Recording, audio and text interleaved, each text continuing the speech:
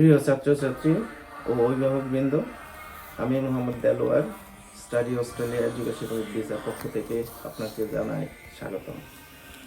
আপনারা জানেন, পৃথিবীতে বিভিন্ন ধরনের স্টুডেন্ট এসে বিভিন্ন ধরনের এরিয়াতে, স্পেশালি বিভিন্ন রিজনে, যেমন অস্ট্রেলিয়া, কানাডা, নিউজিল্যান্ড, আমেরিকা, এরকম আরও অনেক দেশে লেখাপড়া করতে পারেন।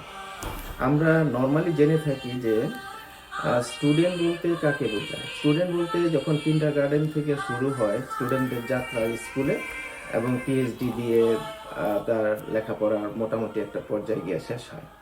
তো আমরা যে পর্যায়গুলি নিয়ে আমরা এখন কথা বলতে চাচ্ছি সেটা হলো, আপনারা জানেন যে বিভিন্ন স্তরের লেখাপড়া হয়ে থাকে। Primary school, high school, college, university ইত্যাদি লেভেলে লেখাপড়া হয়ে থাকে ওভারসিজে এবং যার যার দেশে। তো আমি আজকে যে ব্যাপারগুলি আলোচনা করতে চাই সেটা হলো প্রাইমারি স্কুলের স্টুডেন্টদেরকে নিয়ে। আমি আজকের এই বিষয় হবে প্রাইমারি স্কুলের স্টুডেন্টদেরকে নিয়ে লেখাপড়া, তারা কিভাবে ওভারসিজে গিয়ে লেখাপড়া করতে পারে। প্রথমতই যদি আমরা বলি প্রাইমারি স্কুলের স্টুডেন্ট কারা, আমাদের বাংলাদেশের প্রেক্ষাপটে প্রাইমারি স্কুলের স্টুডেন্ট হলো কিন্ডারগার্টেন থেকে শুরু করে 5 পর্যন্ত, অর্থাৎ ক্লাস 5 পর্যন্ত। কিন্তু আমরা যদি অস্ট্রেলিয়ার কথা বলি, এখানে কিন্ডারগার্টেন থেকে শুরু করে ক্লাস 6 পর্যন্ত হলো প্রাইমারি স্কুল। তো আমি যে ব্যাপারটা আলোচনা করব, কিন্ডারগার্টেন থেকে ক্লাস 6 পর্যন্ত আমি আলোচনা করব আজকে। তো এর জন্য আমাদের প্রথমত যে কাজগুলি করতে হবে, আমাদের জানতে হবে আমাদের স্টুডেন্ট অস্ট্রেলিয়াতে এসে লেখাপড়া করার জন্য কী কী যোগ্যতার দরকার পড়বে। সেই ব্যাপারগুলি আমি এক এক করে আলোচনা করব। কিন্ডারগার্টেন থেকে শুরু করে ক্লাস 4 পর্যন্ত একটা ধাপ, যেখানে প্যারেন্টস অ্যাপ্লাই করতে পারবে গার্জিয়ান ভিসা হিসাবে। আর 5 এবং 6 হলো আরেকটা ধাপ সেই প্রাইমারি স্কুলের মধ্যে, সেইখানে প্যারেন্টস অ্যাপ্লাই করতে পারে গার্জিয়ান স্টুডেন্টদের সাথে, অথবা প্যারেন্টস ছাড়াও সেই স্টুডেন্টরা আসতে পারে তার কোনো লোকাল গার্জিয়ানকে কেন্দ্র করে।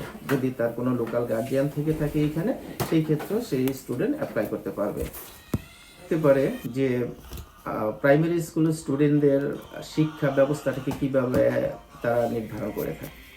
এখানে যদি বাংলাদেশে বাংলা মিডিয়ামে লেখাপড়া করে, অথবা পৃথিবীর যে কোনো দেশ থেকে তাদের মাতৃভাষা এবং অথবা ইংলিশ মিডিয়ামে লেখাপড়া করে, দুজনেই কিন্তু অস্ট্রেলিয়াতে স্কুলের জন্য অ্যাপ্লাই করতে পারে। তবে যদি স্কুল থেকে, অর্থাৎ স্পেশাল যে স্কুল আছে, স্কুলের রিকোয়ারমেন্ট হলে তাদেরকে একটা টেস্ট দিতে হবে, লিটারেসি টেস্ট। এই টেস্টে যদি ভালো করে তাহলে সহজ হয়ে গেল, আর যদি টেস্টে ওই রকম ভালো না করতে পারে তাহলে তাকে ইংলিশ কোর্স ধরিয়ে দেওয়া হবে। এইখানে এসে প্রথমে আইইসি ইন্টারন্যাশনাল ইংলিশ সেন্টারে তাদের ইংলিশ কোর্স আছে, ইংলিশ কোর্স প্রথমে করতে হবে, তারপরে তারা মেন কোর্সে যাবে। সেটা নির্ভর করবে হলো কতদিন, সেটা নির্ভর করবে হলো তার যে পারফর্ম করেছে স্টুডেন্ট ইয়েতে, দ্যাট মিনস ইন্টারভিউতে যখন তাদের পারফর্ম হয়, সেইখানে যদি সে ভালো করতে পারে তাহলে ইংলিশ কোর্সটা কম হবে, আদারওয়াইজ ইংলিশ কোর্সটা একটু বেশি হবে। কিন্তু কত উইক হবে, কত মাস হবে, সেটা নির্ভর করবে হলো আফটার টেস্ট। প্রশ্ন আসতে পারে, বিদেশে লেখাপড়া করার জন্য তো ব্যাংক সলভেন্সি দরকার পড়বে, এবং খরচ কীরকম হবে। তাদের নর্মালি বেতন হবে, টিউশন ফি হবে প্রতি বছর আপনার অ্যারাউন্ড $14,000 প্রাইমারি স্কুলের জন্য। আর সলভেন্সির ক্ষেত্রে যদি বলা যায় যে প্রতিটা স্টুডেন্টের জন্য তাদের 1 বছরের থাকা খাওয়া প্লাস 1 বছরের টিউশন ফি এখানে ব্যাংক সলভেন্সি হিসাবে দেখানো যেতে পারে।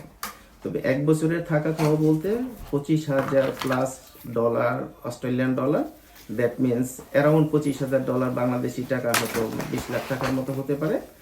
এই টাকাটা ব্যাংক সলভেন্সি দেখাতে হবে, প্লাস 1 বছরের থাকা খাওয়ার জন্য 1 বছরের টিউশন ফি যাহা আসে অ্যারাউন্ড $14,000, এই টাকাটা ব্যাংকে দেখাইতে হবে।